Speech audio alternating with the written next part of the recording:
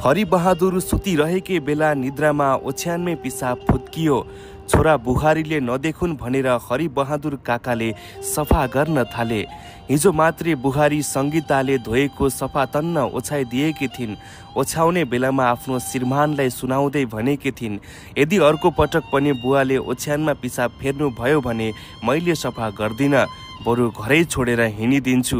यही कारणले छोरा बुहारीले हिजो मलाई धेरै पानी पिउन दिएनन्, किनकि धेरै पानी पिएपछि फेरि सुत्ने ओछ्यानमै पिसाब फेर्छन् भनेर।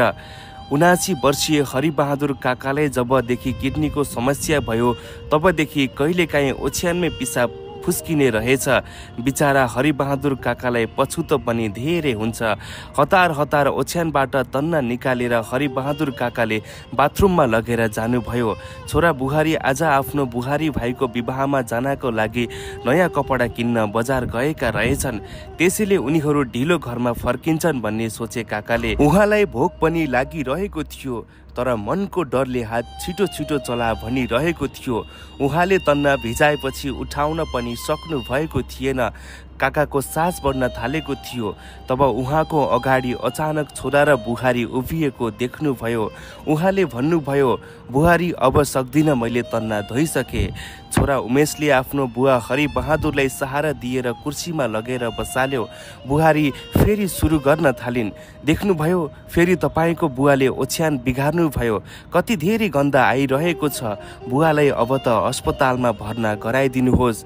बुहारीले केही अरू बोल्नु अगाडि उमेशले भन्यो, तिमी आफ्नो माइत जान सक्छौ, तर म मेरो बुवालाई कसरी छोड्न सक्छु। जब म सानो हुँदा आफ्नो सुरुवालमै टोइलेट गर्थे, मेरो बुवाले सफा गर्नुहुन्थ्यो। जब बुवा बजार वा कुनै पनि समारोहमा जाँदा मैले कति पटक बुवाको कपडामा पिसाब फेरेको छु। त्यति बेला बुवाले मलाई घिन लाग्यो भनेर कहिले पनि भन्नु भएन। बुवाले एक शब्द पनि केही बोल्नु भएको थिएन। मलाई बरु हाँस्दै सायद पारी गयो नि भन्दै सफा गरेर त्यही चिसै कपडा लगाएर जानुहुन्थ्यो। हिँड्नुहोस् बुवा, पुरै भिज्नु भएछ तपाईँ, चिसो लाग्छ, चिया बनाऊ बुवा। छोराले दराजबाट नयाँ तन्ना निकालेर बुवा हरिबहादुरको ओछ्यानमा ओछ्याइदियो। बुवालाई बसाल्यो, कपडा फेराइदियो। आफ्नो हातले चिया बनाएर बुवालाई चिया बिस्कुट खुवाउन थाल्यो। हरिबहादुर काका काप्दै गरेको हातले छोरालाई आशीर्वाद दिन उसको शिरमा हात राखे। आँखाबाट आँसु बग्दै थियो। ती आँसुलाई कुर्ताको एक छेउले पुस्दै हुनुहुन्थ्यो। अगाडि झुन्डाएको फोटोलाई हेर्दै मन मनै भन्नुभयो, हेर त उर्मिला, तिमीले भन्थ्यौ नि म मरे भने तपाईँको कसले ख्याल राख्छ भनेर।